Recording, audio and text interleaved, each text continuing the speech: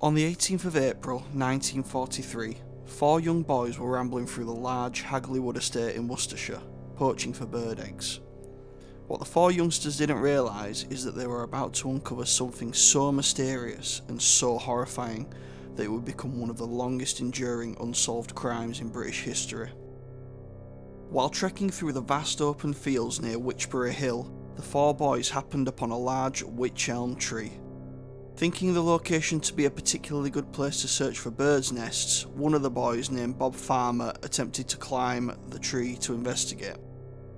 As Farmer reached the top of the tree, he happened to glance down into its hollow trunk. At first he saw what he believed to be the skull of an animal. That is, until he looked closer and observed that he had human hair and teeth. As the boys were on the land illegally, Farmer put the skull back where he found it, and all 4 boys returned home without uttering a single word of their grisly discovery to anyone. However, upon returning home, the youngest of the boys, Thomas Willits, was unable to shake the day's events from his mind, and eventually told his parents. When police arrived at the scene and checked the trunk of the tree, they found an almost complete skeleton. Amongst the remains, police also found a shoe, a gold wedding ring, and some fragments of clothing. Furthermore, a search of the area around the tree uncovered a skeletal hand belonging to the deceased. The skull was sent for forensic examination by James Webster. Webster managed to establish fairly quickly that the remains were that of a female who had been dead at least 18 months, meaning that the time of death was in around October 1941. Upon further examination, Webster also discovered a piece of taffeta stuffed into the mouth of the victim, suggesting perhaps that she had died from suffocation. From measurements taken from the trunk of the wych elm, he concluded that the body must have been placed there soon after the killing, as once rigor mortis had set in, the body would have been unable to fit inside the trunk. Investigators on the case used the post-mortem info to try and identify the body. They cross-examined the description with the missing persons reports throughout the region. Unfortunately, none matched the wych elm skeleton. The teeth of the victim were so distinctive that the police contacted dentists throughout the country in an attempt to identify the woman, but to no avail. The British press became fascinated with the story, calling it the tree murder riddle. 6 months after the discovery of the body, mysterious graffiti began to appear throughout the West Midlands area, particularly the Hagley and Birmingham area. These messages were often the same or similar in phrasing and read, "Who put Bella down the wych elm?" Police pursued lines of inquiry on the vandals, as the graffiti suggested that someone knew the identity of the woman, but failed to turn up any leads. The name stuck, and from this point on, the victim would be referred to as Bella. The mystery of who Bella was still persists to this day, and it looks unlikely that it will be solved soon. Those with claims and theories have come forward over the years to offer their views on the case.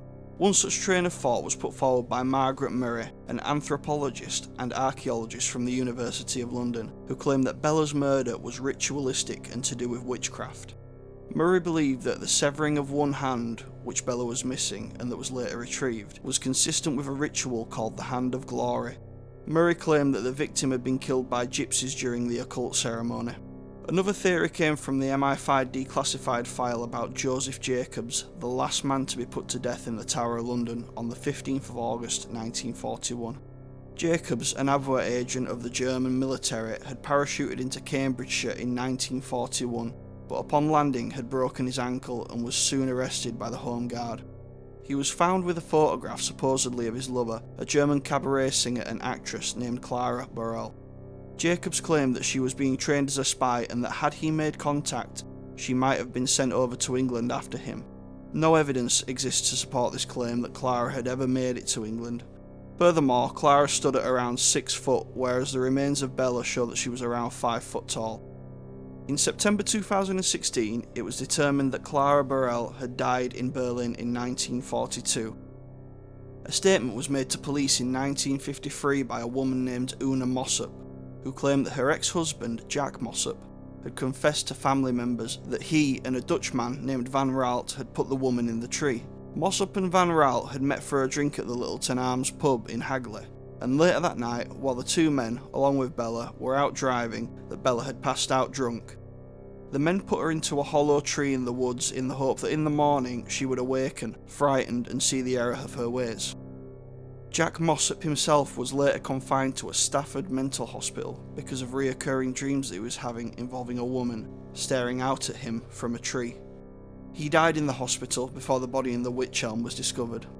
The validity of Una Mossop's story is questioned by police as she did not come forward with this information until more than 10 years after Mossop's death. A Radio 4 discussion on the case, first broadcast in 2014, suggested two possible victims. One theory was reported to the police in 1944 by a Birmingham sex worker. In the report, she stated that another sex worker called Bella, who had worked on the Hagley Road, had disappeared about 3 years previously. The name Bella, or Lou Bella, suggested the graffiti writer was probably aware of the victim. Unfortunately, as the years pass and the case drifts further and further from public consciousness, coupled with the disappearance of the skeleton and the autopsy report, it seems unlikely that we will ever have a definitive answer as to who put Bella down the Wytch elm. If you enjoyed this video, then please don't forget to like and subscribe, as it really helps out a lot. Thanks for watching.